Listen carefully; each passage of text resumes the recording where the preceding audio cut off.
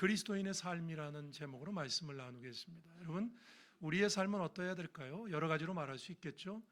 지난주에 우리가 에녹의 삶에 대해서 보았습니다. 여러분, 한 주간 동안 에녹처럼 하나님과 동행하시면서 하나님 기쁘게 하셨습니까? 우리가 말씀을 듣고 또 그냥 잊어버릴 때가 있는데, 한 주간을 지내면서 그 말씀을 묵상하면서 그 말씀에 더 가까이 가보는 그런 노력이 우리에게 있으면 좋겠습니다. 하나님과 우리가 동행하는 삶, 그것이 우리의 하나님과의 어떤 신앙적인 내면의 삶이라면 세상 앞에 비춰지는 삶의 모습, 그리스도인의 삶은 어떻게 보여져야 될까요? 어떻게 인식이 돼야 될까요? 세상 앞에 우리가 우리를 평가하는 것보다 세상이 우리를 평가할 때 뭐라고 말하느냐, 이게 더 중요한 거 아닙니까? 내가 내 자랑하는 것보다 남이 나를 어떻게 생각하고 긍정적으로 봐주는 것이 진짜 내 실력 아니겠습니까? 그죠? 마찬가지입니다. 오늘 본문은 그리스도인의 삶에 대해서 우리에게 우리가 평소에 쓰지 않는 말입니다만 이런 말들을 통해서 우리를 자극하고 또 우리가 그렇게 되기를 원하고 있습니다. 생각하면서 오늘 특별히 정재준 장로님이 오셔서 복음 전도, 우리가 주님 앞에 살아가는 삶이 어떤 것인가 말씀하실 거예요. 그것에 맞추어서 우리가 어떤 삶을 살아야 주님을 드러내는, 올 한 해도 주님과 동행하는, 그리고 복음을 전하는 삶을 살 수 있을까, 이 말씀을 통해서 생각해 보겠습니다. 본문에 나오는 문장을 가지고 두 가지 생각해 봅니다. 첫 번째입니다. 내가 미쳤도다. 아까 읽었죠. 바울이 들은 이야기죠. 그죠? 바울이 베스도라는 당시의 로마 총독에게 복음에 대해서 소개했어요. 그랬더니 베스도가 내가 미쳤다 이렇게 말합니다. 그래서 그 앞에 나오는 내용을 다 읽진 않았습니다만 설교 시간 때문에 23절까지 그 앞에 보면요, 바울이 어떻게 자기가 회심했는가 하는 얘기를 했어요. 사실 바울의 이야기는 굉장히 놀라운 거거든요. 제가 이런 표현하기 좋아합니다만 바울은요, 적군의 적장이었어요. 적장이 아군의 선봉장이 됐습니다. 그러니까 적군에서 적장이었는데 항복해가지고 여기 이렇게 한쪽에 찌그러져서 사는 것까지는 괜찮은데, 예수 믿는 사람들을 잡아 죽이는 역할을 한 적군의 적장 역할을 하다가 어느 날 갑자기 선교사가 돼가지고 예수를 증거하는 아군의 선봉장이 됐단 말이죠. 그래서 이건 굉장히 중요합니다. 이 변화가 어떻게 가능했을까요? 무슨 매수당한 것도 아니고, 그리스도인들이 당시에 미묘할 때인데 돈을 모아서 매수한 것도 아니잖아요. 그래서 사도행전에 보면 바울이 자신의 회심 내용을 3번이나 말합니다.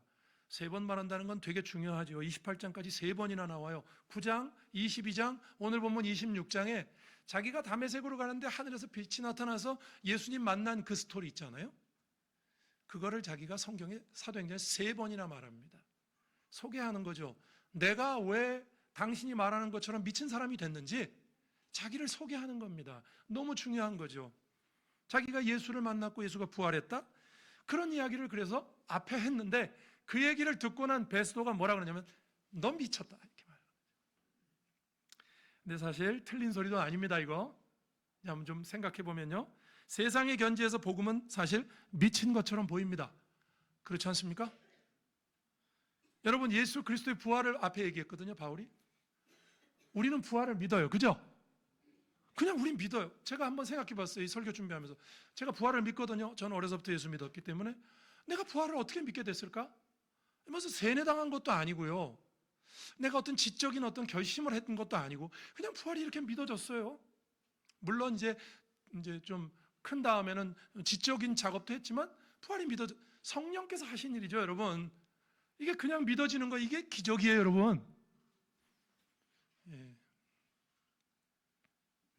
이건 믿을 수 없는 얘기죠. 세상 사람들은 믿지 못합니다. 어떻게 사람이 죽었다 살아나냐? 기독교인들 착하고 선하게 살자는 거 알겠는데, 그건 좀 부담되는데? 여러분, 세상이 우리 보고 미쳤다고 하는 건 당연합니다. 왜냐하면 받아들일 수 없는 사실이거든요. 그게 말이 되느냐? 이렇게 말합니다. 기독교에서 가장 중요하게 생각하는 부활을 세상은 믿을 수 없어요. 우리가 믿고 이해하는 것은 세상은 받아들일 수 없는 내용이다 이거죠. 그러니까 여러분, 세상의 견지에서는 우리가 미친 게 맞죠? 그죠? 여러분 축하드립니다. 오늘 이 모임은 미친 사람들의 모임.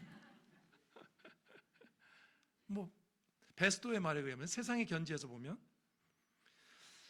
여러분 이런 사실, 미쳤거나 사실이거나 둘 중 하나 아니겠습니까? C.S. 루이스라는 기독교 사상가가 그의 책 순전한 기독교 한번 읽어보세요. 좋은 책입니다.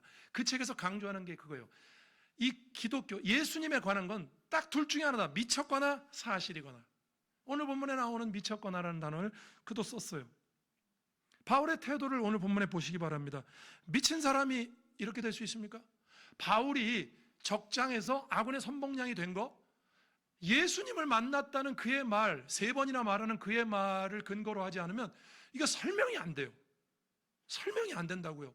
아니 예수 믿는 사람 잡아주기로 하는 사람이 어쩌다가 왜 갑자기 선교사가 되냔 말이죠. 설명이 안 돼요. 그리고 그는 예수님을 위해서 목숨을 내놨죠. 여러분 바울만 순교했습니까? 예수님의 12제자 중에 11명이 순교했다 그랬죠.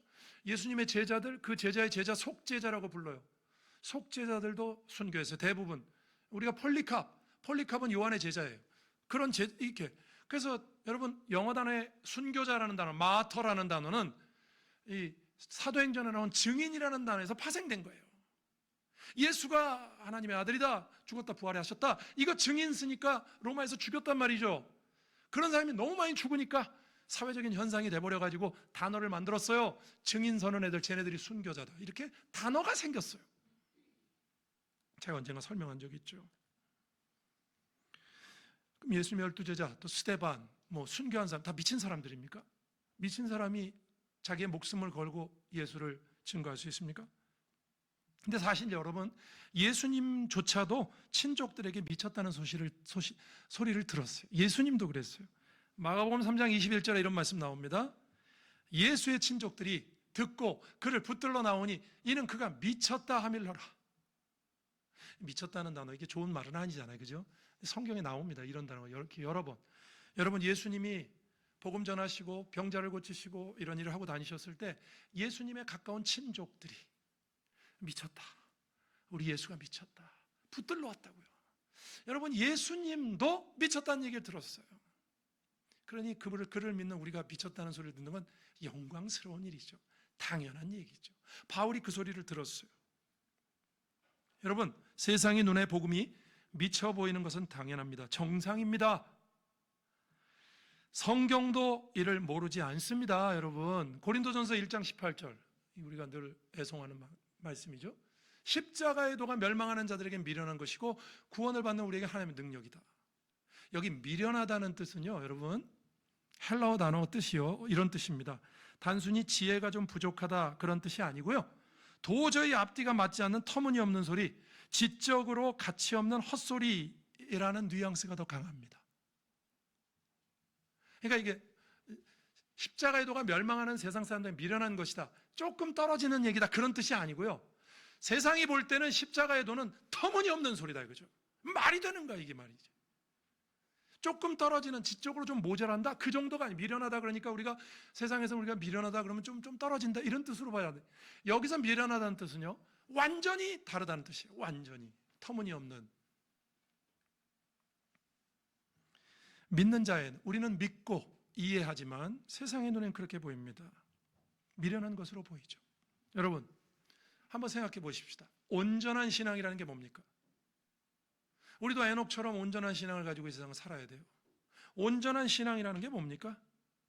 우리가 그것을 규정할 수 있지만 세상의 눈으로 보면요, 세상에서는 미쳐 보이는 겁니다. 온전한 신앙. 우리가 온전할수록 세상은 더 우리를 미치게 봅니다. 예전에 제가 잠깐 목사가 되기 전에 회사 다닐 때도 이런 일이 있었어요. 출근했더니 어느 날 과장님이 너 어제 뭐 했냐 그러는 거죠. 그래서 교회 갔는데요. 교회 가서 아침부터 저녁까지 있었는데요. 이거는 여러분들도 많이 들었던 얘기. 제 친구들도, 여사 안 믿는 친구들 그래요. 일주일 중에 하루 딱 쉬는 날인데, 그땐 토요일도 일했잖아요. 하루 딱 쉬는 일요일인데 그날 좀 재충전하고 좀 쉬고 이렇게 뒹굴뒹굴 하다가 와야 충전이 되지, 그날도 아침부터 나가서 저녁까지 제정신이냐? 미쳤다. 여러분도 비슷한 얘기 들어보시죠? 왜 교회에다가 돈은 갖다 바치냐요? 들어보셨어요 그런 얘기? 11조 한다 그러니까, 야 네가 벌었잖아, 왜 교회에다 돈을 갖다 바치? 아니, 내가 번 게 아니야, 하나님 벌게 해주셨어. 아니 네가 회사 다니. 아니 내가 이 돈 벌 수 있는 건강을 주셨어. 다음 달부터 우리 신명기 공부할 건데 신명기에 나와 있어요. 우리가 재물 얻을 능력을 하나님이 주셨다. 너희들의 힘으로 한 것 아니다. 하나님 말씀하세요. 근데 세상은 그걸 보고 뭐라고 하죠? 제정신이냐? 이렇게 말합니다. 우리는 세상이 정상이 아니라고 하는 것을 믿는 사람들입니다. 미쳤다고 하는 것을 믿는 사람들입니다. 성도는 세상에서 미쳤다는 소리를 들어야 당연한 줄로 믿습니다. 여러분, 미쳤다는 말이 무슨 뜻이죠? 정상이 아니란 얘기잖아요. 그죠? 그런데 우리는 세상 사람들에게 미쳤다는 소리를 들어야 그리스도인으로서 정상입니다. 아멘이십니까? 아니 그러면 교회를 그렇게 오래 다녔는데 세상 사람들하고 아무 차이도 없고 다른 것도 없고 세상 사람들이 볼 때 너하고 나하고 차이는 그냥 교회 다니는 것만 다른데? 너하고 나하고 평일 중에 다른 게 뭐 있어? 오히려 내가 더 착하지 않아? 만약에 이런 소리를 듣는다면 말이 됩니까? 성도는 세상에서 미쳤다는 소리를 들어야 정상이에요. 바울이 정상이듯이. 세상 사람들은 이해가 되지 않는 걸 우리는 이해하고 믿는 사람들이기 때문에 그렇습니다. 그들이 받아들일 수 없는 내용입니다. 자, 그럼 여러분 한번 생각해 봅시다. 그럼 세상은 정상입니까? 세상이 우리 보고 미쳤다 그래요. 왜냐하면 그들이 믿을 수 없는 걸 우리가 믿기 때문에. 그러면 한번 반대로 물어보십시다. 그러면 그렇게 말하는 세상, 베스도는 정상입니까? 제가 한 통계를 한번 인용해 드릴게요. 어떤 최근 통계에 의하면요, 현대인, 오늘 살아가고 있는 우리 현대인들은 1950년도의 정신질환 환자보다 더 높은 평균 불안 수치를 보인다고 합니다. 그러니까 불안 수치만 가지고 따져보니까 1950년도에 정신질환을 가지고 계시던 분의 불안 지수보다 현대인들의 불안 수치가 더 높다는 거예요. 최근 통계입니다. 그래서 생긴 단어가 있답니다. 불안의 정상화. 불안의 정상화. 여러분 이런 거 있잖아요. 불편한 것도 계속 하다 보면 정상처럼 느껴지죠. 그죠? 처음에는 이게 불편해요. 이렇게 하면 안 되겠는데? 근데 그게 남들도 다 그러고 이렇게 쭉 하다 보면 이 불편한 게 정상처럼 생각합니다. 그죠? 불편한 건데. 자연인 프로를 전 종종 보거든요. 혹시 자연인 프로 보십니까? 거기 나오는 사람들 다 특징이 그거죠. 사회에서 이렇게 힘들어가지고 다 산으로 들어왔다. 산에 들어와서 그 사람들 인터뷰 다 똑같아요. 이렇게 말하죠. 산에 들어와서 저는 인생의 행복을 찾았고 정상을 찾았다. 이렇게 얘기합니다. 다 그러죠. 그죠? 안 봐서 몰라요? 그렇게 얘기합니다. 그렇다고 다 산에 가시라는 얘기는 아니에요. 우리는 산에 안 가도 돼요. 이미 정상인데. 그분들이 그렇게 말합니다. 그분들이 이렇게 말하는 거죠. 저는 옛날에 그게 정상인 줄 알았습니다. 근데 그게 정상이 아니었어요. 부모님들이 애들을 학원에 보낼 때, 여기 이쪽 학군 좋은 데서 학원 보낼 때 인터뷰해 보면 그런 데입니다. 왜 학원을 꼭 그렇게 애를 어렸을 때부터 학원 보내야 됩니까? 이렇게 물어보면요. 이렇게 답한대요. 무슨 철학이 있어서 보내는 게 아니에요. 많은 분들이 이렇게 말한답니다. 다 보내는데 우리 애만 안 보내면 뒤처지잖아. 이 소리가 듣기 싫어서 제가 아는 어떤 분은 학교에서 1등 하는 애였는데 그냥 대안학교 보내고 이제 해외 공부시키러 보낸 분이 계세요. 그렇게 휩싸이기 싫어서. 부모들이 와가지고 전부 1등 하는 애가 있으면요, 걔하고 이렇게 어떻게든 붙여가지고 같이 이렇게 그룹 스터디 하려고 그러고. 여러분, 사람들이 그래요. 다 하면 정상입니까? 네? 전부 다 하면 정상이냐고요. 착각이죠. 현대사회에서 여러분, 제가 불안의 정상화라는 말씀을 드렸는데, 현대사회에서 정상은 남들만큼 불안해하며 사는 게 정상이에요. 다 불안하니까, 그러니까 나도 이게 정상인 것으로 생각하는 거예요. 굉장히 사실 불안한 건데. 여러분 한번 생각해 보세요. 세상은 아침에 일어나서 밤늦게까지 돈과 성공을 위해서 질주하며 스트레스를 받는 것을 열심히 사는 정상적인 삶이라고 부릅니다. 그죠? 사실 우리가 예수님 안 믿는다 그러면 우리는 예수를 믿지만 안 믿는다. 아침 일찍 일어나서 저녁 늦게까지 성공과 물질과 뭘 다 필요하니까 하겠지만 그거 달려가죠. 그러면서 스스로를 이렇게 위로하죠. 이게 정상이고 이게 열심히 사는 정상적인 삶이다. 그러다 이제 어디 고장나면 자연인 되는 거죠. 그죠? 고장나기 전에 모르죠? 그런데 여러분 잘 생각해 보세요. 그 정상의 결과가 역대 최고의 우울증 수치라면 그 기준이 정말 정상일까요? 현대인들이 1950년대보다 불안 수치가 더 높다. 이게 정상이에요? 근데 우리 정상이라고 생각하거든요. 제가 지금 무슨 말씀 드린 겁니까? 여러분, 세상이 우리 보고 미쳤다고 해요. 세상은 정상입니까? 누가 정상이에요? 베스도가 정상입니까? 바울이 정상입니까? 우리 믿음의 눈으로는 너무 명확한 거 아닙니까? 그러나 여러분, 오해는 마십시오. 뭐냐면 세상이 볼 때 미쳤다는 말은 무슨 신앙이 비이성적이거나 개인의 감정이거나 무슨 광신도 이런 걸 말하는 게 아닙니다. 제가 이렇게 말씀드렸잖아요. 우리는 세상의 견지에서는 미친 사람으로 보이는 게 맞다.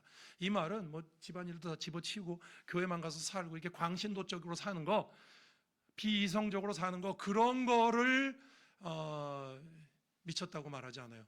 오늘 본문의 바울은요, 굉장히 이성적이고 차분합니다. 여러분 26절 한번 보시죠. 이렇게 말하죠. 왕께서는 이 일을 아시기로 내가 왕에게 담대히 말하노니 이 일에 하나라도 아시지 못함이 없는 줄 믿나이다. 이 일은 한쪽 구석에서 행한 것이 아니니이다. 바울이 베스도하고 얘기하다가 얘하고는 말이 안 통해요. 이 로마인이라 기독교를 전혀 몰라. 이 배경이 없어요. 거기 아그리빠 왕이 함께 참여했거든요. 유대인의 왕입니다. 분봉왕. 유대를 이렇게 나누어서 통치하는 왕이 와 있었어요. 아그리빠에게 말을 돌립니다. 왕이시여, 당신 모든 걸 알고 있잖아. 이게 어디 한쪽 구석에서 일어난 게 아니잖아. 기독교인이라는 게, 그리스도인이라는 게. 여러분, 당시 왕들은요, 첩보를 받습니다. 그 나라 안에서 일어나는 일은 모르는 게 없어요. 왕은 당연하잖아요. 그래서 예수가 어떤 인물이고 뭐하고 다니다가 어떻게 죽었는지, 종교 지도자들의 그 질투를 사서 어떻게 십자가에서 죽었는지 아그리빠 다 알고 있어요. 이게 어떤 한구퉁이에서 벌어진 게 아니거든요. 여러분, 예수님의 무덤은요, 예루살렘에서 한 5km, 아리마대 요셉의 무덤은 예루살렘에서 한 5km 정도 떨어져 있어요. 그런데 예수님이 부활하지 않았다면, 자 생각해 보세요. 그렇게 그 정도 떨어졌는데, 예수님 부활하시고 50일째 되는 오순절날 제자들이 전도했을 때 3,000명, 유대인들이 3,000명, 5,000명, 숫자 나온 것만 8,000명 이상이 유대인들이 믿습니다. 말이 됩니까 이게? 이래야 되는 거 아니에요? 야, 부활이 없었으면, 야, 예수 무덤 아직도 저기 아리마대 요셉 거기 있잖아. 니네들 웬 헛소리냐? 돌로 쳐야죠. 초대교회 여러분, 사도행전 2장에 그 교회에 부흥이 일어났다? 뭘로 설명하시겠습니까? 이거 아그리빠 왕이 다 알고 있다고요. 그러니까 이렇게 말하는 거예요. 당신은 알지 않냐? 또 25절도 보시죠. 바울이 이르되 베스도 각하여 내가 미친 것이 아니요 참되고 온전한 말을 합니다. 여기 온전하다는 말의 뜻은요, 여러분, 절제된 그런 뜻이에요. 여러분, 미친 사람이 자기의 말을 절제할 수 있습니까? 제정신이 아닌 사람이 절제할 수 있냐고요. 바울이 주장하는 건 이거예요. 공개적으로 우리가 믿는 이 믿음은, 당신이 미쳤다고 하는 이 믿음은 사실은 모두에게 공개된 것 아니냐. 여러분, 복음은요, 은밀한 신비주의가 아닙니다. 역사 속에서 일어난 사건인 줄로 믿으시길 바랍니다. 만약에 예수님 부활 못 믿겠잖아요? 그러면 내가 모르는 역사 속의 모든 거 다 부정해야 돼요. 세종대왕도 부정하시고 이순신도 부정. 왜? 역사를 못 믿는 거 아니에요. 있었던 사건인데. 여러분, 성도는 세상에서 미쳤다는 소리를 들어야 합니다. 이것은 우리가 믿음과 삶이 세상과 달라야 한다는 말입니다. 우리가 세상과 완전히 구분되는 그런 믿음의 사람들이 듣는 말입니다. 올 한 해 저와 여러분이 그런 삶을 살 수 있길 주의 이름으로 축원합니다. 오히려 이 소리를 못 듣고 저들이 보기에 합리적인 수준에만 내 신앙이 머무른다면, 세상과 대화가 너무 잘 통하는 신앙은 혹시 세상과 한 통속이 아닌가? 한번 잘 생각해 보시기 바랍니다. 우리도 이따가 결론에서 제가 말씀드리겠습니다만, 우리도 이런 얘기를 들어야죠. 좀 뭐 미쳤다 이 소리는 뭐 친한 사람끼리 한다고 치고, 사람들에게 이런 소리는 들어야 되지 않겠어요? 당신 좀 뭔가 달라. 저 사람 나하고 좀 달라. 뭐 차이가 있어. 이게 그리스도인의 삶입니다. 그런 소리를 들어야 정상입니다. 여러분, 그런 복음의 삶을 사실 수 있게 주의 이름으로 축원합니다. 두 번째입니다. 바울이 또 이런 말을 하죠. 오늘 본문에 29절에 이렇게 결박된 것, 바울이 지금 포승을 차고 있거든요. 결박된 것 외에는 당신 모두도 뭐 아그리빠나 베스도나 나와 같이 되기를 원합니다. 이렇게 말합니다. 이거 엄청난 여유죠. 이거 일종의 거룩한 오만함이다. 그렇게 말할 수도 있고, 이게 객기처럼 보이지 않습니까? 아그리빠나 베스도가 볼 때는 지금 내 앞에 와서 신문 받는 주제에 이렇게 찬 것 외에는 나처럼 되기를 원한다. 야, 객기도 좀 적당히 부려라. 이렇게 말하고 싶지 않습니까? 그러나 여러분, 이게 사실이면 자신의 결핍이 하나님의 충만함을 가리지 못한다는 완벽한 확신입니다. 믿으십니까? 결박된 것 외에는 왕들도 부럽지 않다는 뜻 아닙니까? 여러분, 우리가 종종 뭐가 있어야 당당하다 이렇게 생각하는 건 가짜 복음일 때가 많습니다. 내가 돈이 있으면, 건강이 있으면, 성공만 있으면 전도도 하고 당당할 텐데, 우리가 그런 생각할 때가 있죠. 물론 필요합니다. 그리고 뭐가 있을 때 또 당당하게 전도하는 것도 필요해요. 그러나 바울은 그 논리를 정면으로 뒤집습니다. 그렇죠? 지금 이렇게 된 것 외에는 나처럼 되기를 원한다. 이렇게 말하잖아요. 성공해야 하나님 영광 가리지 않는다는 생각은요, 때로 가짜 복음입니다. 바울은 인생에서 가장 비참한 죄수의 때 하나님의 영광을 가장 찬란하게 드러내고 있잖아요. 그러면 성공하는 게 물론 하나님의 영광 드러내는 거죠. 그걸 부정하는 건 아닙니다. 그러면 실패하면 하나님의 영광 못 드러냅니까? 이런 이분법이 어디 있습니까? 여러분, 지금 여러분이 겪고 있는 나의 쇠사슬이 뭡니까? 경제적인 어려움, 질병, 깨진 관계, 그런 것들이 여러분의 가치를 결정하게 두지 마시기를 바랍니다. 나는 가난하지만 그리스도 때문에 당신이 나처럼 되기를 원합니다. 이렇게 말할 수 있는 것이 진짜 신앙입니다. 환경은 그리스도인의 정체성을 결정하지 않습니다. 믿으십니까? 환경이 그리스도인의 정체성, 삶을 규정한다, 결정한다. 신앙이 아닙니다. 어떤 상황일 때에도, 내가 잘 될 때도 하나님께 영광이지만 안 될 때에도 하나님께 영광. 부족함이라는 건요, 오히려 전도의 걸림돌이 아니라 진정성의 통로가 될 수 있어요. 그의 상황이 완벽한 상황이 아니기 때문에 더 큰 충격을 줄 수가 있어요. 그래서 진정성의 통로가 된다는 말입니다. 사람들은 우리의 성공보다 우리의 고난 속의 당당함에 더 큰 충격을 받습니다. 오히려 완벽한 환경에서 전하는 복음보다 문제가 산적한 상황에서 나는 그래도 행복합니다 말하는 성도의 얼굴에서 가장 강력한 전도지를 볼 수 있다고 저는 생각합니다. 그렇지 않습니까, 여러분? 다 잘된 사람이 예수 믿으면 좋아, 다 좋아. 그러면 상대방은 물론 그 말도 듣지만 이렇게 생각할 거예요.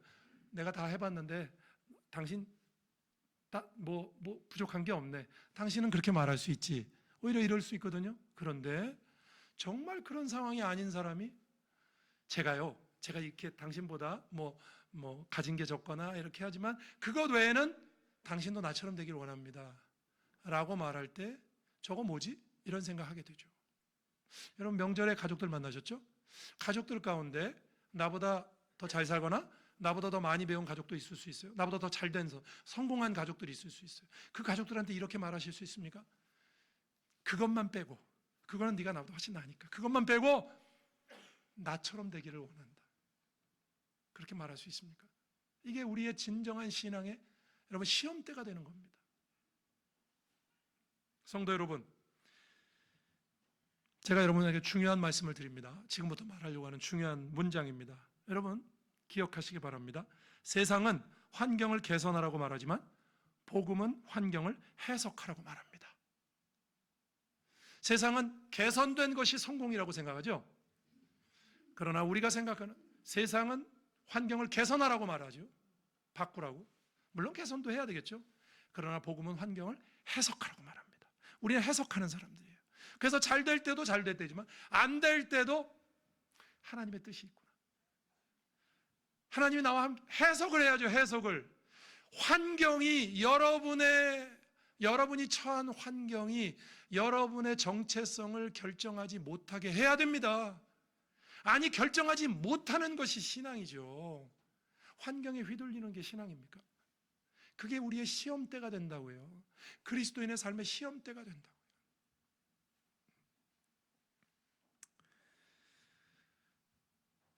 이것이 가장 큰 차이입니다. 바울은 쇠사슬을 감추지 않았어요. 오히려 드러냈죠. 수치가 아니라 훈장이기 때문에 그렇습니다. 성도 여러분, 여러분의 약점을 부끄러워하지 마시기 바랍니다. 바울처럼 내 인생에서 이 문제만 빼면 나머지는 당신들이 다 닮았으면 좋겠을 만큼 나는 행복합니다라고 선포하실 수 있기를 주의 이름으로 축원합니다. 환경에 항복하지 않는 자가 세상을 정복하는 겁니다. 믿으십니까? 우리 신앙이 환경에 휘둘리면 안 됩니다.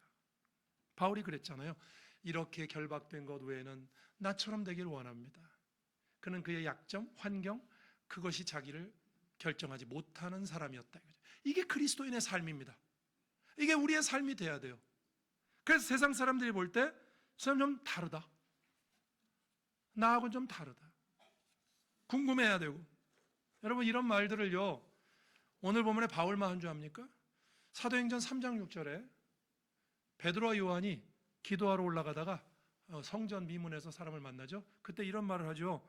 은과 금은 내게 없거니와 내게 있는 것으로 내게 주노니 나사렛 예수 이름으로 일어나 걸으라.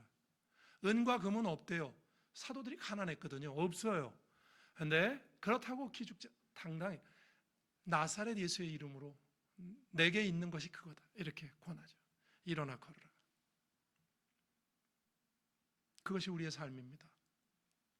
여러분, 이제 말씀을 정리하겠습니다. 여러분, 살아오면서 세상으로부터 너 참 유별나다. 그렇게까지 믿어야 되냐? 이런 소리 한 번이라도 들어보셨죠? 뭐 가까운 친구들은 이래요. 미쳤냐? 이렇게 얘기하죠. 친구들은 그냥 직설적으로 말하니까. 근데 여러분, 그런 비슷한 얘기 들어보셨을 거예요. 교회 다니고 뭐 이렇게 하니까. 아니, 왜 이렇게 유별나게? 교회를 다니는데 저 다른 사람들 보면 그냥 티나지 않게 다니던데 뭐 이렇게 유별나게 그러십니까? 이런 말 들어보셨습니까? 만약 들으셨다면 축하드립니다. 여러분은 정상적인 그리스도인의 길을 걷고 계신 줄로 믿으시길 바랍니다. 우리의 삶이 세상 속에서 그래야죠. 제가 아는, 지금 돌아가셨습니다만 어떤 장로님은 학교에서 가르치시면서, 대학에서 가르치시면서 동료 교수가 어느 날 교회를 나왔어요. 근데 이런 거죠. 학교에서 동료 교수들에게 자기 교회 다닌다면 한마디도 안 했다는 거예요. 그런데 그 동료 교수가 그 사람하고 늘 차 마시고 이렇게 대화하는데 이런 마음이 들더라면 저 인간은 나하고 뭔가 좀 다르다. 뭔가 다른데? 궁금해하는 거죠. 그러다가 어느 날 알게 됐어요. 그 사람이 교회 장로라는 걸. 그래서 교회 나오셨대요. 그래서 교회 어떻게 오셨습니까? 이렇게 제가 목사로 물으니까 그렇게 말하더라고요. 그래서 궁금해서 나왔습니다. 저 사람 보니까 궁금해요. 그러니까 좋은 영향을 받으신 거죠. 여러분, 우리가 나누어지는 전도지가 아니고요. 살아있는 전도지가 되어야 됩니다. 우리의 얼굴이, 우리의 삶이, 우리의 믿음과 신앙이 세상과 정말 다른가? 세상이 볼 때 미쳤다는 소리를 들어야 정상이라고 제가 말씀드렸고, 또 환경이 나를 결정하지 못해야 그 믿음과 신앙을 통해서 우리는 살아있는 전도지 역할을 하는 것입니다. 오늘 이따 정재준 장로님 오셔서 말씀하시겠는데, 여러분, 믿음으로 올 한 해 그렇게 복음과 믿음으로 승리하실 수 있기를, 주님을 드러내시는 한 해가 되시기를 주의 이름으로 축원합니다. 기도하겠습니다. 오늘 말씀 생각하면서, 주님, 정말 우리가 주님 앞에 온전한 그리스도인의 삶, 세상과는 차원이 다른, 그리고 환경을 뛰어넘는 삶이 되게 해달라고 같이 한번 기도하시겠습니다. 하나님 아버지, 감사합니다. 오늘 주 앞에 나와서 예배드리게 하시고 주님을 바라보게 하시니 감사합니다. 하나님 아버지, 믿음으로 주를 섬기게 하시고 주님을 따르게 하시고, 우리가 세상 속에서 어떤 삶을 살아야 되고 어떤 말을 들어야 되며, 또한 하나님, 우리의 믿음이 어떤 것인지, 또한 아버지 하나님, 우리가 세상의 환경과 조건에 구애되지 않는 그리스도인의 삶을 통하여 그리스도께서 우리의 주인이심을 온전히 드러내는 귀한 성도들과 우리 모두가 될 수 있도록 주여 도와주시고 함께해 주옵소서.